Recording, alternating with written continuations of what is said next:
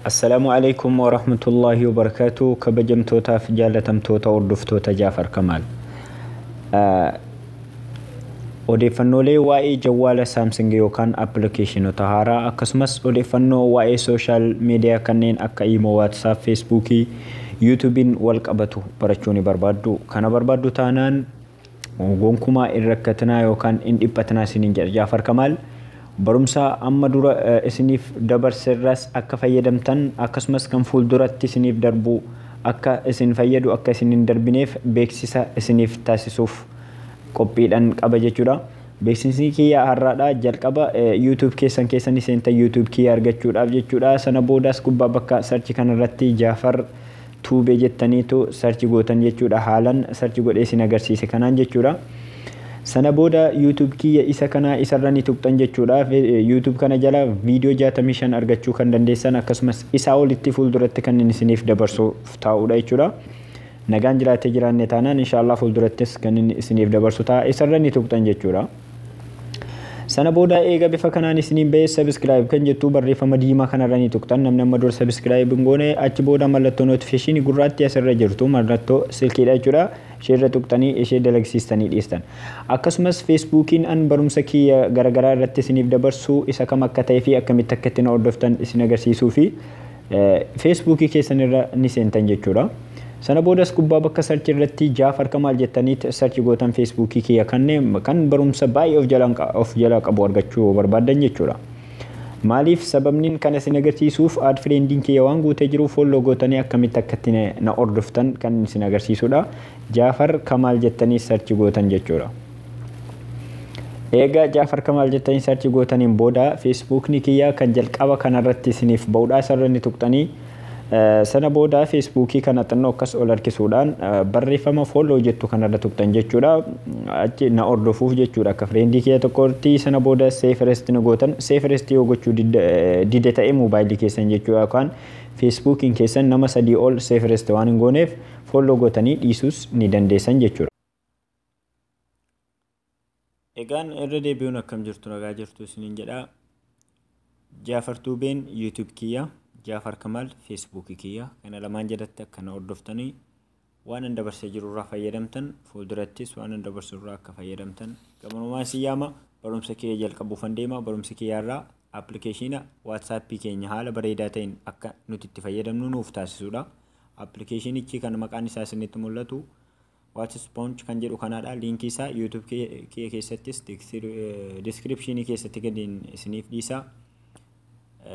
Video kiyya jalattis Facebook irratti gadi isiniif dhiisa jechuudha. An gabaabsee appilikeeshina kana keessaa filannoolee 4 qofan isin agarsiisa. Inni filannoo 11 ol qaba waan ta'eef 11 yookaan 10 ol qaba. An garuu gabaabsee keessaa kan baay'ee nu barbaachisan qofa isin agarsiisa jechuudha. Appicha ni banna jechuudha. Appicha eega gadi buufattaniin booda ni bantu jechuudha. Obsaan eeggattan ani viidiyoo waraabaa waan hin jiruuf filannooleen garagaraa an hojjetu jechuudha. Osoon viidiyoo waraabuu yoo wanta akkasiisniif bahe not now kan jedhu kanarra tuqaadha. Appiin kun si ajaa'ibeerarra kan jedhudha si gaafata yeroo biraadha jettan jechuudha. Not now jettanii. Egaa filannoo kana hundatti isiniif bahe egaa appicha bantanii jechuudha. Filannoo isa jalqabaa kanarraa kaan jechuudha. Isarra ni tuqxan mee faayidaan isaa maali? Okay yoo jettanii ani hin dalagu jechuudha. Filannoon kun maaliifi viidiyoon waraabaa waan ta'eef filannoon ni jalqabaa kun WhatsApp keessan bakka fuula isaadha jechuudha. Bakka yeroo isin namaaf wanta akka chat gootan isinitti mul'atu fuula isaa yookaan iskiriinii isaa kaameeraa isiniif gochuu danda'a. Haala kamiin isarra tuqxanii okay gootaniitu sana booda an kaameeraa viidiyoo waan waraabaruuf hin dalagu ishee kana on gootanii achi booda sarara kana amma hanga asiidhaa sarkistan jechuudha. Maaliif kaameeraan keessan baay'isee kan mul'anneef jechuudha. Yoo baay'isee mul'atu barbaadan immoo hangasii bichee as harkistanii dhiistan jechuudha. Yoo xinnaatee akka mul'atu ta'e bakka yeroo isin namaa barreessitan jala isaatiin jechuu kaameeraa akka waan suuraa kaasuudha godha jechuudha. Faayidaan isaadha jechuudha. Of booda deebitanii gaan filannoo isa lammaffaa isin agarsiisuuf jechuudha. Irraa deebi'eetiin of booda deebi'aa jechuudha. Maaliif an waan viidiyoo waraabaa jiruuf naaf hojjechuu hin danda'u waan ta'eef jechuudha. Of booda deebi'aa. Filannoo ittaanuu walumaan ilaala waan ta'eef jechuudha. Okay. Amma filannoo isa lammaffaa WhatsApp shortcut kan jedhu kanarra tuqxanii jechuudha. Inni faayidaan isaa immoo ergaa namni isiniif erge dhiifama WhatsAppii keessan mobaayiluma keessan qofa urgufuudhaan yoo banuu barbaadan jechuudha. Isarra inni tuqxanii kun beeksisa X gootanii irraa baatan jechuudha. Ishee kana save yookaan on gootanii jechuudha. Bifa magariisa gootanii dhiifama. Ishee kana on gootan jechuudha. Haala kanatti ni dhiisanii sana booda mobaayila keessan si'a lama yoo urguftan xinnoo mashee yoo urguftan WhatsAppiin keessan kallattiin isiniif banama jechuudha. Ishee kana jechuudha. Filannoo isa kanarratti jechuudha. WhatsApp shortcut kun faayidaa tokko nuuf hin qabu jechuudha. Mobaayilii kiyya waa'ee appilikeeshinichaa odeeffannoo isaa isiniif ibsa wanti biraan jiru. Inni kun immoo filannoon inni kun immoo maali? Nama lakkoofsa isaadhaa WhatsAppii keessan keessaa hin qabneef akkamitti akka itti chaatu yookaan ergaa erguu fi dandeessanidha. Isarra ni tuqxan jechuudha. Sana boodas gubbaarratti jecha barbaadan yookaan waan nama sanaaf erguu barbaadan ni barreessitanii as gaditti lakkoofsuma nama sanaadhaa asumatti barreessitanii send message kan jedhu kanarra yoo tuqxan ergaa erguu fi dandeessu jechuudha.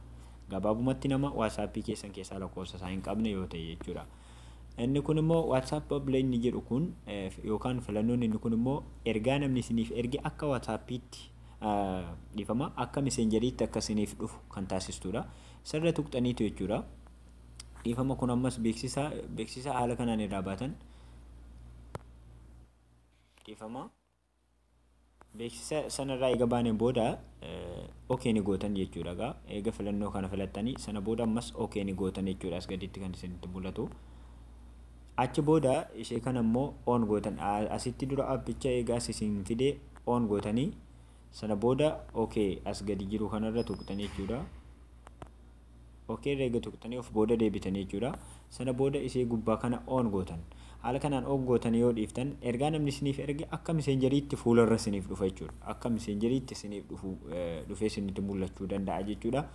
Yoo viidiyoon kiyyan dheeranne booda kan isin agarsiisu ta'a jechuudha. Akka messenjerii bifa messenjeriitiin profaayilii isaatii waliin fuularra dhufee isiniif ta'uu danda'aadha jechuudha. Faayidaan filannoon amma isin agarsiise yookaan faayidaan filannoo isa kana.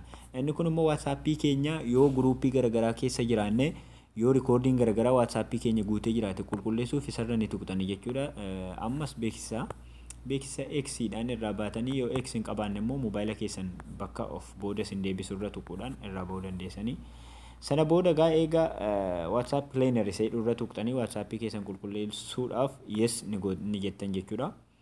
Achi booda start kan jedhu kanarra tuqxanii jechuudha. Start kan jedhu kanarra tuqxaniitu sana booda inni qulqulleessee save ta'a jechuudha. WhatsAppii keessan guutumaan guutuutti isiniif qulqulleessaa. Mobaayilii keessan immoo akka hin ho'ine akka isin hin guunne isin gargaara jechuudha. Rikoordiin garaagaraa akka mobaayila keessan hin cufne jechuudha. Inni kun immoo inni isinitti mul'atu kun stoorii namni WhatsAppii keessatti gadhiisee jiru save godhachuudha. Isin ilaallachuu ni dandeessan isin agarsiisuuf yeroo natti fudhata waan ta'eef. Inni kun immoo ofumaa keessaniif chat uumuu ofumaa keessanii ofitti barreessuu karaa gabaabaadhaan isin fayyada jechuudha. Inni kun footoo keessan sirreessitanii asumarratti sirreessitanii nam tokkoof erguu jechuudha. Isarra tuqee isin agarsiisu jechuudha. Isarra ni tuqxanii jechuudha. Sana booda yoo beeksisni isinii bahee beeksisa xiyya gubbaarra tuquudhaan irraa bahuu ni dandeessanii. Footoo tokko haa filadhu jechuudha. Nama fakkeenyumaaf footoo kanaa filadhu. Sana booda footoo isa kanaa filadhu. Eega footoo kana filattanii booda sana booda background bakka jedhu kanarra tuqxaniitu achi booda kanneen keessaa tokkuma filattanii jechuudha. Sana booda shape kan jettu kanarra tuqxan jechuudha. Eega waama tokko filattanii jara kana keessaa waan tokko eega filattanii booda jara background irra tuqxaniitu jara kana keessaa tokko filattanii sana booda shape kan jettu kanarra ni tuqxanii achi booda kun beeksisa jechuudha. Achi booda haala kanaan jechuudha. Suuraa keessan sirreessitaniitu sana booda akka barbaadanitti save godhatanii as gubbaadha jechuudha. Bakka kanatti save gootaniitu Instagramii, WhatsAppii, Facebookiidhaan namaaf erguu yookaan hiriyaa keessan tokkoof share gochuu ni dandeessan. Akka isinitti mul'atu save successfully jedheera jechuudha. Asii WhatsAppiidhaan, Facebookiidhaan, Instagramiin namaaf share gochuu ni dandeessu jechuudha. Filannoo itti aanutti yaada birinu jechuudha. Filannoon itti aanu immoo maal akka nu fayyadu ilaaluudhaaf inni kun immoo footoo bakka chaatii keenya jala galchachuu jechuudha. Bakka chaatii jala yookaan iskiriin WhatsAppii keenya jala galchachuu yoo barbaanne filannoo kana tuqna jechuudha. Isarra tuqee isin agarsiisu inshallah akka viidiyoon isin ittiin dheeranneef dafeet jechuudha. Isarra ni tuqxanii sana booda okay ni gootanii jechuudha. Okay kanarra gootanii yoo moobaayilii kee immoo save hin goone ta'e dhiifama asitti gaa moobaayilii kee waan save hin gooneef waan an waraabaa jiruuf asirra tuqxanii eegannaas keessa isin galchee appichi maqaa appichaa eega argitanii booda sana booda kana save gootaniitu on yookaan on ni gootanii ishee gubbaa kana achi booda okay kanarra tuqxan moobaayilii kee okay hin godhu jechuudha. Sana booda suuraa barbaadan tokko filattanii bakka chaatii sana jala galchachuu kan dandeessan jechuudha.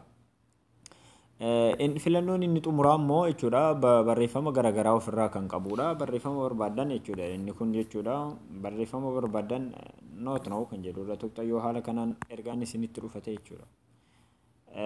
Inni kun filannoon inni dhumaa kun jechuudha barreeffama haala kanaa isinitti mul'atu isiniif ba'a jechuudha. Kun beeksisa.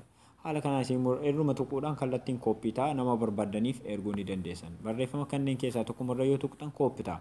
Sana booda kallattiidhaan nama barbaadaniif erguu ni dandeessu jechuudha. Barumsi keenya har'a kanuma irratti kan raawwatu ta'a.